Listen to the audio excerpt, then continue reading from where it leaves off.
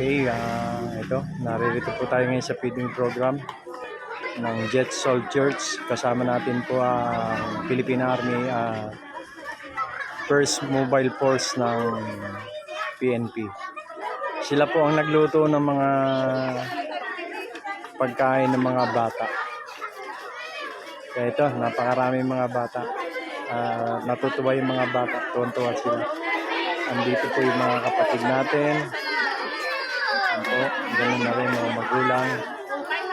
Doon naman yung mga sundalo natin. Yan, sila po yung mga katulong natin sa pagpipiding program. Ito. Ang target namin monthly ay ang mga school, elementary school. Sila po yung aming tinatarget na magkaroon ng mabigyan ng feeding program. Once a month lang po ito dahil as of now naghahanap po kami ng mga sponsor.